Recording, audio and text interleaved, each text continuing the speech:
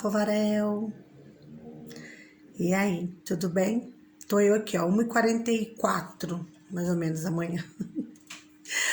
Mas eu não vou deixar de falar com vocês, de jeito nenhum, tá? Então, hoje eu tô ensaiando, né, para fazer esse relato para vocês há muito tempo. Mas uma hora não tinha espaço no celular e não sei o que. Agora não, agora eu comprei um programinha aí de vídeo. Aí meu filho tá me ajudando, tá dando tudo certo. Tô conseguindo editar os vídeos e tal, enfim. Tá dando tudo certo agora. Não tô mais tentando editar vídeo no telefone, porque não rola, não dá. Mas vamos lá. Então, eu queria falar hoje um pouquinho sobre a minha vida, tá, gente? Eu sou de família muito pobre, tá?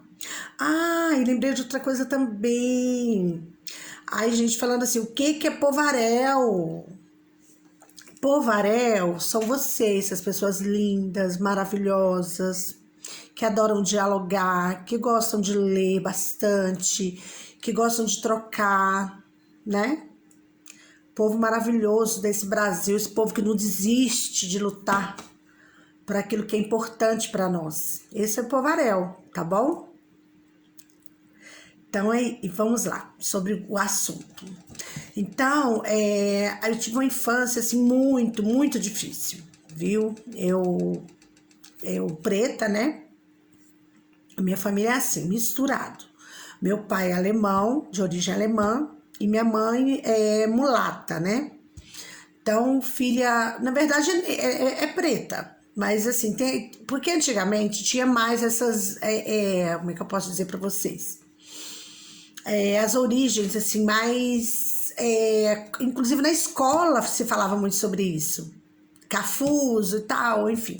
É óbvio que até hoje tem essas determinações. Porém, né, por consenso, né? Por consenso, agora nós falamos nossa cor preta. Então, a minha mãe preta, meu pai alemão. E aí nasceu os filhos misturados, uns mais branquinhos, outros... Eu e meu irmão, Otávio, somos mais pretinhos. As minhas irmãs são mais branquinhas e tem meu irmão Dionísio também mais branquinho. Então, até nessa época aí, eu já sentia diferença de tratamento dos colegas. As meninas, as colegas, porque assim, a gente morava bairro muito, assim, legal, né? A gente morava no centro de Governador Valadares. Então, o bairro, assim, já desenvolvido naquela época lá. Aí nós morávamos em frente a um prédio, assim, que morava gente, assim, vereador, sabe? Prefeito do interior, gente, assim, muito bem de situação.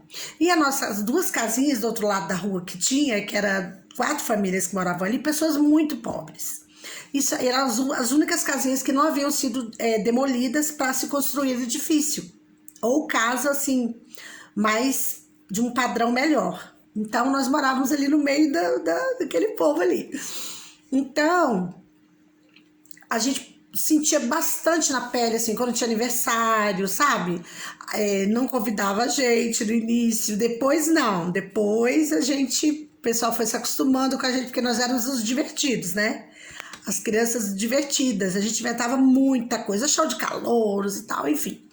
Então, a gente que movimentava, brincávamos de muito, foi uma infância muito boa. Apesar do que eu vou contar, assim, a nossa infância foi feliz, nós somos felizes assim mesmo. Mas eu, por ser mais pretinha, eu sentia esse preconceito, sabe? Da parte dessas crianças, e na escola eu sofria muito bullying, assim, sabe? Era tanto apelido que eles colocavam em mim, era nega da canela seca, nega do cabelo duro, cabelo de bombril, eles adoravam falar cabelo de bombril com a gente, era o moderno do momento, sabe? Cabelo de bombril, nega magrela, nega zoiuda, que eu tenho esse zoião, me chamava de nega zoiuda também. Olha, eu sofri demais, sabe? Um dia desse tinha um aqui, esses hater, fazendo bullying comigo, falando que eu tenho olhão. Mas eu adoro meu olhão, sabe? tem problema não. Mas na época, eu criança, sofri demais. Nossa, mas eu sofria muito. Então, quando a gente passa por tudo isso, porque eu acho um absurdo, né? Algumas pessoas falarem que não tinha preconceito lá naquela época. E gente que viveu junto comigo e viu. Então, por isso que eu falo, eu nem reclamei nunca isso com minhas irmãs. Nunca. Que eu sentia que eu sofria mais que elas, por ser mais da pele mais escura, né? Que fala hoje em dia, né? Tem estudo sobre isso, que é o colorismo, não é isso? Então, eu senti já isso lá atrás. Eu sofri muito, mesmo elas sendo minhas irmãs e eu sendo mais pretinha, sofria bem mais que elas. A gente sofria pela nossa situação social, preconceito, e eu sentia também racismo das pessoas por mim. Minha mãe, né? Minha mãe era professora, imagine bem, professora em plena década de 70, preta. E minha mãe era uma das profissionais mais requisitadas da Delegacia de Ensino de Governador Valadares. Minha mãe dava aula para classe especial. Minha mãe dava aula para classe especial, uma profissional assim exemplar, cantora, ela foi cantora de rádio lá no Espírito Santo, tá?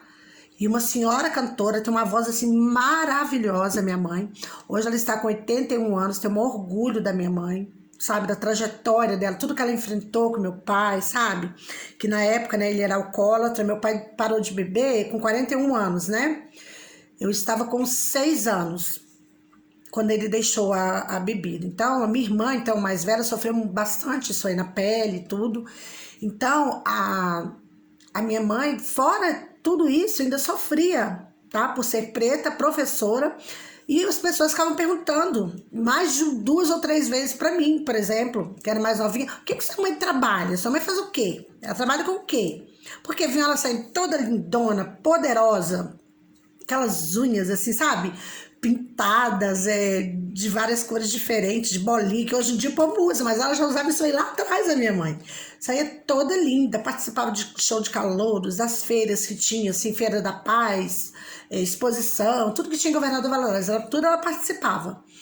Mesmo assim, tentando não abandonar a carreira de cantora, mas com 5 filhos, né? Lecionando, então era muito difícil. Ela tinha os problemas assim também com meu pai, que graças a Deus aos 40 anos ele parou, levou muita gente para Alcoólicos Anônimos, o meu pai, tenho um orgulho disso aí do meu pai também, sabe? Ele ajudou a salvar muitas famílias, levando esses homens para Alcoólicos Anônimos.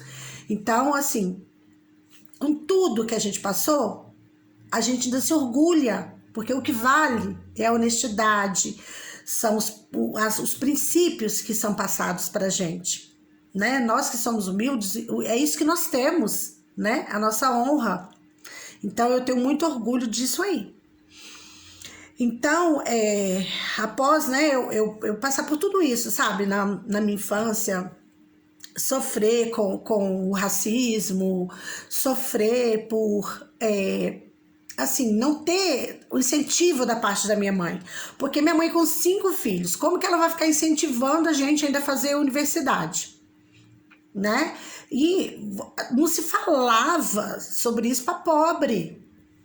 Como se a gente não tivesse o direito de galgar, sabe?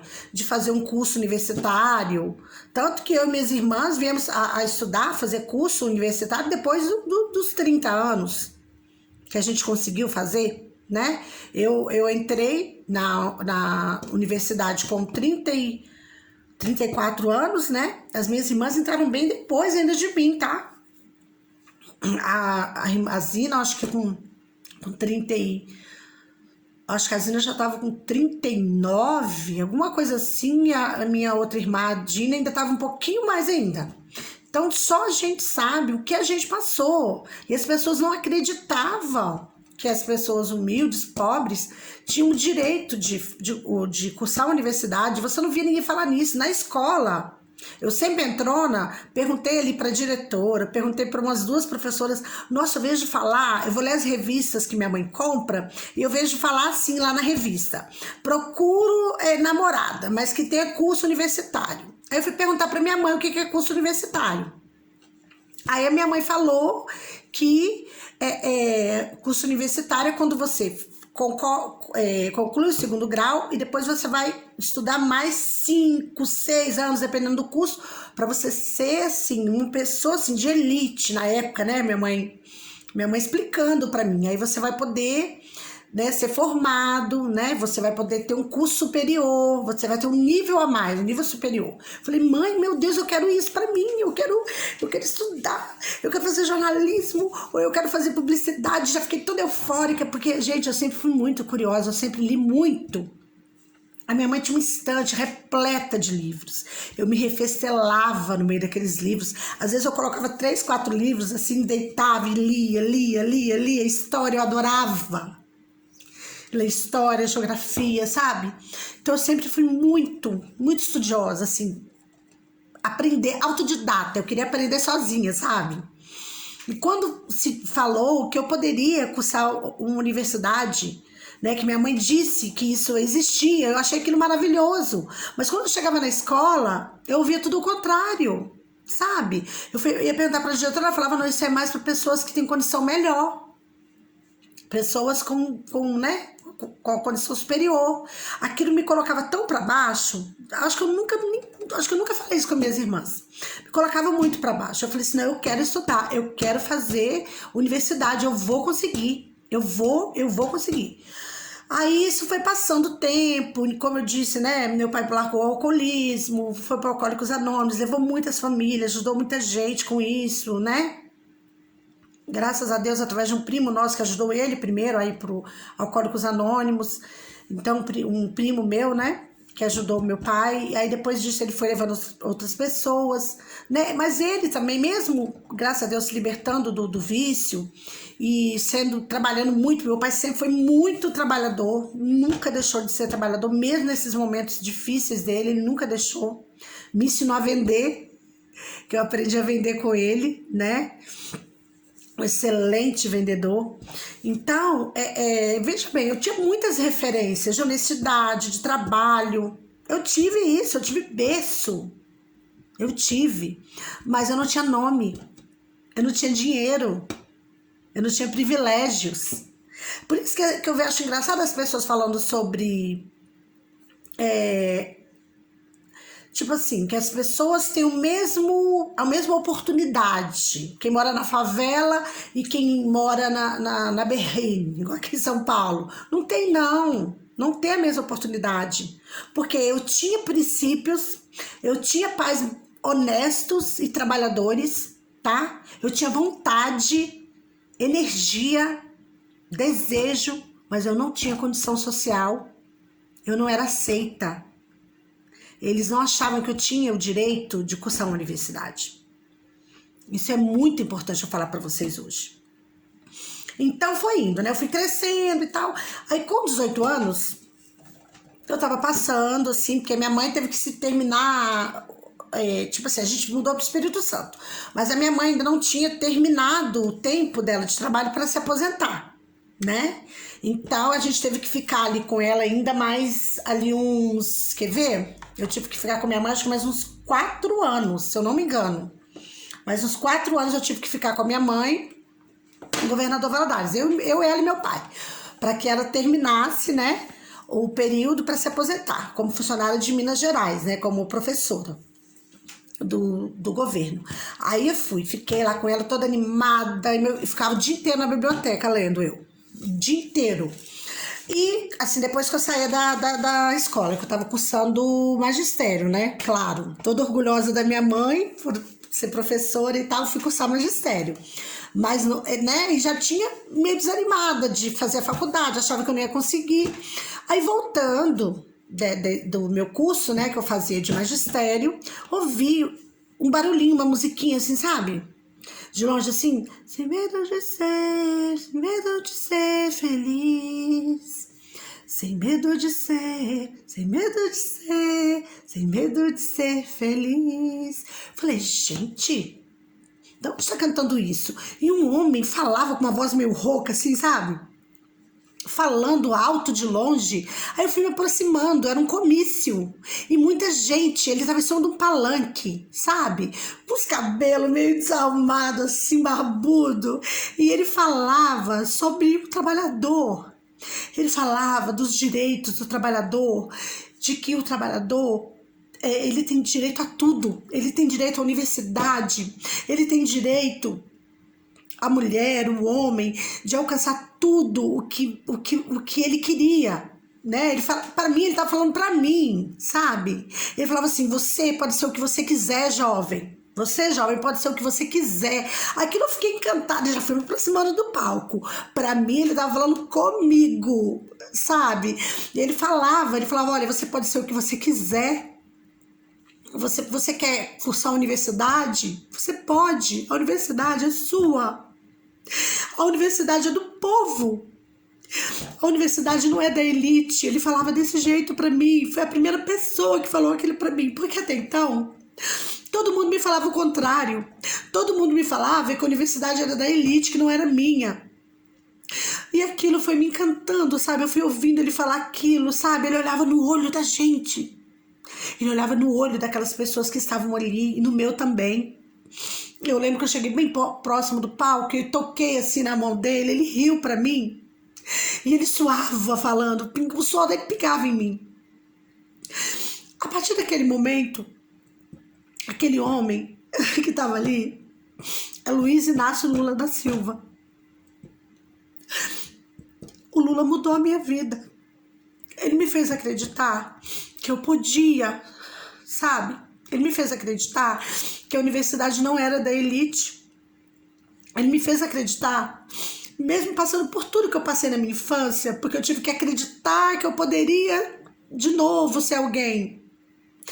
Porque eu não acreditava mais, sabe?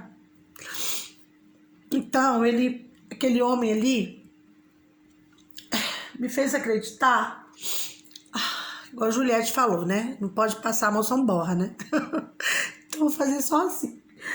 Então, ele me fez acreditar, de novo, que eu sim, poderia ser mais ainda. Aí eu fui pra casa e contei pra minha mãe. A minha mãe, eu já ouvi falar dele, minha filha, ele é o Lula. Começou a me explicar, né? Nossa, a gente tá com muita esperança, as professoras todas querem votar nele e tal, porque ele tem um pensamento diferente. Gente, ele é incrível. Eu já tinha ouvido falar dele, mas eu nunca tinha visto ele pessoalmente, sabe? A energia que ele passou pra mim naquele momento nunca mais saiu de mim. É como se tivesse descido uma descarga elétrica no meu coração para eu passar a acreditar. Mas não era nele, era nas palavras que ele falava, sabe? É como se tivesse sido plantada uma semente dentro de mim e eu passei a acreditar que eu poderia ser alguém, que eu poderia cursar a universidade. E aquilo não saiu mais de dentro de mim. Eu já com 19 anos estava cursando um magistério, que eu tomei uma bombinha, porque era muito conversadeira. Notas boas, mas conversadeira demais que me prejudicou. Aí eu acabei tomando uma bombinha. Aí, eu terminando já o magistério, eu falei, não, eu vou tentar. Daí eu comecei a tentar, gente. Eu comecei a tentar, vestibular, tentar. Não consegui passar. Não consegui, porque eu consegui até ser aprovado depois, bem mais tarde, já com 20, acho que com 27 anos, 28, não sei, para geografia na federal, mas eu não queria, sabe? Eu queria comunicação social, eu queria ser jornalista, eu queria ser publicitária. E sempre me lembrando das coisas que ele falou pra mim. E eu falei, nossa, ele vai ganhar a eleição. Lá em 89, né? Eu pensei, ele vai ganhar a eleição, vai ser maravilhoso. Mas, infelizmente, naquela época lá, as fake news já existiam, viu? Muita mentiraiada, eu lembro bem disso. Acabaram elegendo Collor, né, na época. Aí eu fico pensando, né, que eu sou da geração X, né? Falei assim, gente, já pensou se esse moço tivesse ganhado a eleição? Não é um Deus, não é um santo, não é um anjo, nada disso. Mas as ideias maravilhosas dele, que depois ele veio colocar em prática, né, mais pra frente, quando ele conseguiu se eleger, eu falei assim, meu Deus, ele teria mudado o FIES, igual ele falou que o FIES, a gente tinha direito ao FIES, né, a um programa, né, que incentivasse o nosso ensino, que nos ajudasse a pagar uma universidade também, né, particular e tal. Eu me lembro muito que ele falou sobre isso também, naquele comício. Então, se eu tivesse colocado em prática naquela época, meu Deus, eu teria conseguido estudar, minhas irmãs teriam conseguido estudar lá atrás, naquela época. A nossa vida é uma bênção hoje, mas teria sido maravilhosa, porque eu teria conseguido realizar meus sonhos, de abrir minha agência de publicidade, né? Porque eu ia me formar bem novinha ali, eu ia me formar com 25 anos, 26 anos. Então eu poderia ter aberto minha agência de publicidade. Eu poderia ter né, me formado, né, uma repórter, né? Que meu sonho era ser repórter também. Então eu fico pensando quanta coisa assim, a gente não conseguiu conquistar. E essa geração X, a gente sofreu demais na pele isso daí. Nós fomos muito mal aproveitados. Porque o que ocorre? Quando nós nos formamos ali, em meados de 89, 90, estava muito em baixa o segundo grau completo. Não, assim, para bons empregos, para você conseguir uma boa colocação, já se pedia que você fosse formado. Tanto que magistério, eu me formei 2 anos depois, já estavam exigindo que você tivesse pedagogia. Nossa, aquilo me deixou tão triste, porque eu fiz um curso maravilhoso de magistério, primoroso, que pedagogia não chega perto, de verdade. Cadê que eu pude aproveitar? Eu até dei aula há uns anos, acho que eu dei aula uns 4 anos, mas não era a mesma coisa. Você não conseguia entrar em grandes escolas, porque tinha que fazer a pedagogia.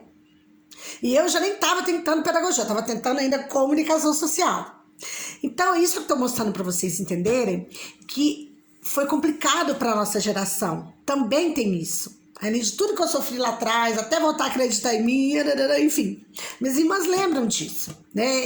Aí me formei ali em magistério, fiquei tentando, aí já fui para o lado de vendedora, fui ser vendedora de loja, enfim, passei por tanta coisa, sabe? Até que eu consegui fazer, finalmente, o meu curso universitário. Eu já estava com 34 anos quando eu comecei, né? Aí eu terminei com 38 anos, eu me formei em bacharel em comunicação social, sou bacharel em comunicação social, eu fui pro braço de publicidade e propaganda. Acabei falando, mais pra frente eu faço mais uns anos para eu me formar também, né, no outro braço, né, de comunicação social. Quem sabe eu posso ser uma repórter, eu ficava pensando, sabe? Mas, assim, nunca desisti do meu sonho, e nem até hoje, tá? Não desisti ainda não. Mas, olha por quanta coisa a gente passa. E eu só tô falando isso, vou vigiando aqui no meu caderninho pra ver se eu não tô esquecendo nada. Eu vou falando essas coisas pra todo mundo entender que até você vencer o preconceito, sabe? O racismo, e você acreditar que você pode ser alguém, é muito difícil. Filha de um pai, né, semi-analfabeto, de uma mãe maravilhosa, né, meu pai também maravilhoso, a minha mãe professora, mãe, né, de 6 filhos, minha irmãzinha veio a falecer, né, em 85, mãe de 5 filhos, sabe? Né? Então, não é fácil você acreditar em você. Né? Não vim falando desse negócio que é por... Como é que é? Tem uma palavra que se usa muito, me fugiu da cabeça agora a palavra, olha. Que você tem como galgar as coisas por merecimento, né? Não é por aí não, sabe? Não é por aí não, é muito difícil. Então, meus sonhos não eram alimentados, eu mesmo me alimentava, sabe? Eu ia dormir assim, sabe? Gente, eu sonhava que eu tava assim numa mesa, sabe? E eu tô aqui agora, um aparador, né? Falando pras pessoas, sabe? Como um repórter de um grande jornal, sabe? Eu sonhava que eu criava aqueles comerciais na minha cabeça, nos sonhos, assim, antes de dormir, sabe? Eu criava os comerciais. Então, eu tava louca, tava com sede de conhecimento. Mas, infelizmente, na época certa, não foi me dada a oportunidade. Não me foi dada a oportunidade, né? Então, é só pra gente entender que a elite, né, fala um discurso de acordo com o que ela vive, achando que todos vivem aquela mesma situação, mas não é verdade. Não é verdade. É muito difícil. Muito difícil. Então, só eu tive que me reinventar, sabe? E eu só tô contando essa história toda para as pessoas entenderem que Ninguém escolhe, quem tem conhecimento, né? Escolhe, eu vou ser de esquerda. Eu acho legal ser de esquerda. Não. Vocês viram a minha história? Eu fui levada a ser de esquerda. Um homem de esquerda foi que falou pra mim que eu poderia ser alguém, que eu tinha sim o direito de cursar a universidade. E não é coincidência, eu só fui conseguir cursar essa universidade lá em 2004, através do FIES, que inclusive minha irmã me ajudou muito, que ela foi minha fiadora. Foi através do FIES que eu consegui estudar. Eu só pagava uma taxinha enquanto eu estava estudando. E eu só fui pagar depois que eu me formei, depois de 3 anos e pouco que eu fui pagar. Tive que pagar, começar a pagar o valor lá que foi financiado para mim. Então, eu fui, assim, contemplada. E só foi no governo Lula que aconteceu isso comigo. Não foi nos governos anteriores. Olha com que idade eu fui conseguir estudar. Então, a nossa geração X ainda sofreu muito ainda com isso, tá? Então, hoje eu falo pra você, que nem ele falou pra mim lá, quando ele tava naquele palanque. Você é filho de pedreiro, você é filho de doméstica, filho de professora, não importa, você tem o direito de ser o que você quiser. O Brasil é seu, a universidade é sua, a Universidade Federal é sua. A Amazônia maravilhosa é nossa. As riquezas naturais do nosso país são nossas, não é dos Estados Unidos, não é de ninguém lá de fora, não. É nossa, de nós brasileiros, que amamos sim o nosso país, que honramos sim a nossa pátria, e queremos o bem do nosso país, tá? Somos muito patriotas, sim. Eu sou muito. E é isso que eu queria dizer, né? De mais importante, sabe? A pessoa, ela pode ser o que ela quiser, sabe? Ela pode falar assim, eu sou de direita. Não tem problema você falar que é de direita. Não tem problema nenhum. É só você saber falar por que você é. Eu sou por causa disso. Eu tive essa experiência maravilhosa com a votação, assim, na Câmara, o partido de direita defendeu isso, ou político X defendeu essa coisa maravilhosa, e era da direita, ok, não tem problema. Eu só quero que a pessoa entenda, não venha jamais criticar, ou sem saber da história das pessoas, sabe? Então, eu fui levada a ser de esquerda. E sou muito feliz por causa disso, porque isso mudou a minha vida e me fez acreditar, como eu até hoje acredito, que eu posso. Eu posso conseguir o que eu quiser, eu posso ser o que eu quiser. Porque enquanto nós estamos vivos, nós temos que ter esperança. Ok? Então, seja o que você quiser, não tem problema. E respeite quando alguém falar, olha, eu sou de esquerda porque eu tenho uma história para contar. Eu tive uma experiência maravilhosa e eu não esqueço dela. Ok? Foi um grande prazer dividir isso com vocês. Foi maravilhoso. Tá bom, gente? Muito obrigada pela audiência. Olha, 28 minutos falando. Espero que vocês tenham aproveitado alguma coisa, tá bom? Um forte abraço e fiquem com Deus, Povarel.